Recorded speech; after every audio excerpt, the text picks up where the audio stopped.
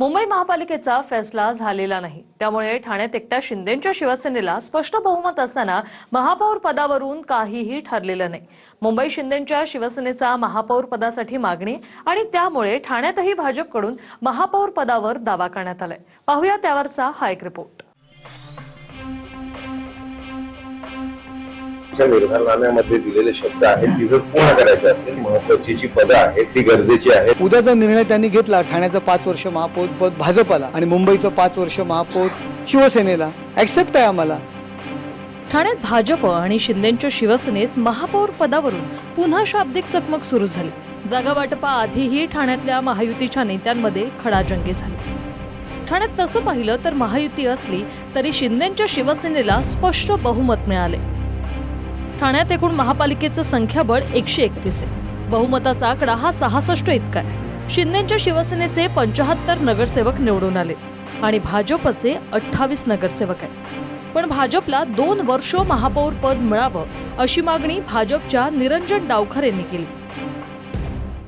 त्याचवेळी शिंदेंच्या शिवसेनेचे खासदार नरेश म्हस्केंनी ज्याचे अधिक नगरसेवक त्याचाच महापौर असं वक्तव्य केलं आणि मुंबईत तर आम्हाला महापौर पद देणार असाल तर ठाण्यात भाजपचा महापौर झाला तरी अडचण नाही असं रोखठोक उत्तर म्हस्केंनी दिलं।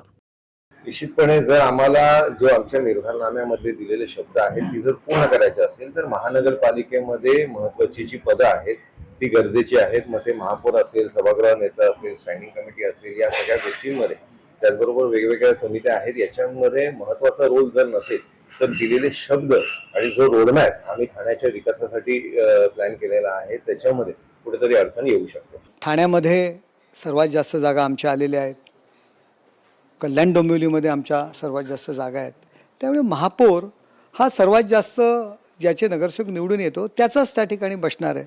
त्यामुळे मागणी केलेली आहे त्यांनी, मागणी का करू नये त्यांनी त्यांच्या पक्षाकरता, परंतु निर्णय हा नेते घेतील, देवेंद्रजी घेतील, एकनाथ शिंदे साहेब घेतील, रवींद्र चव्हाण साहेब घेतील आणि तो जो निर्णय घेतील तो आम्हाला मान्य आहे। उद्याचा निर्णय त्यांनी घेतला, ठाण्याचं 5 वर्ष महापौर पद भाजपला आणि मुंबईचं 5 वर्ष महापौर शिवसेनेला, ऍक्सेप्ट आहे आम्हाला, पण नेते जो निर्णय घेतील तो। म्हस्केंच्या म्हणण्याप्रमाणे ज्याचे अधिक नगरसेवक त्याचा महापौर असं सूत्र धरलं तर मग मुंबईत भाजपचा मार्ग मोकळा होतो। तरीही मुंबई शिंदेंच्या शिवसेनेची 2.5 वर्ष महापौर पदाची मागणी। यासोबतच ठाण्याच्या शेजारी कल्याण डोंबिवलीतही महापौर पदावरून जोरदार रस्सीखेच आहे। इथेही भाजप आणि शिंदेंची शिवसेना महायुती म्हणूनच लढली आणि निकालात स्पर्धाही दोघांमध्ये। कल्याण डोंबिवलीत 122 नगरसेवकांचं संख्याबळ आहे। भाजपचे 50 नगरसेवक आले तर शिंदेंच्या शिवसेनेचे 53 नगरसेवक आहेत। ठाकरेंच्या शिवसेनेचे 11 आणि मनसेचे 5 नगरसेवक निवडून आले। बहुमताचा आकडा 62 नगरसेवकांचा आहे। भाजपला स्वबळावर सत्ता स्थापन करायची असेल तर 12 नगरसेवक हवे आणि शिंदेंच्या शिवसेनेला 9 नगरसेवकांची गरज आहे। त्यासाठीच फोडाफोडीच्या भीतीने ठाकरे शिवसेनेनं 9 नगरसेवकांना अज्ञातस्थळी नेल्याची चर्चा आहे। हे नगरसेवक विनायक राऊतांच्या निगराणीखाली असल्याचे कळते, तर 2 नगरसेवक शिंदेंच्या शिवसेनेच्या संपर्कात असल्याची माहिती।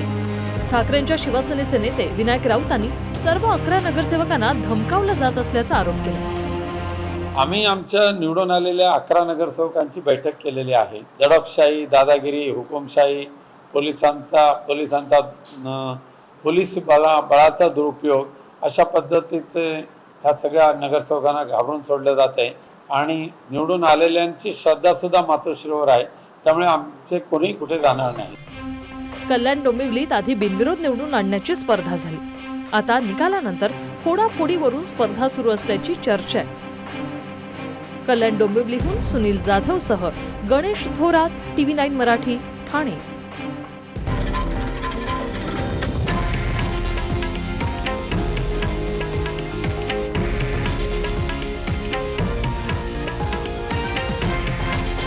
हे आहे देशातील नंबर 1 न्यूज नेटवर्क आणि आपण पाहत आहात TV9 मराठी, एकमेव।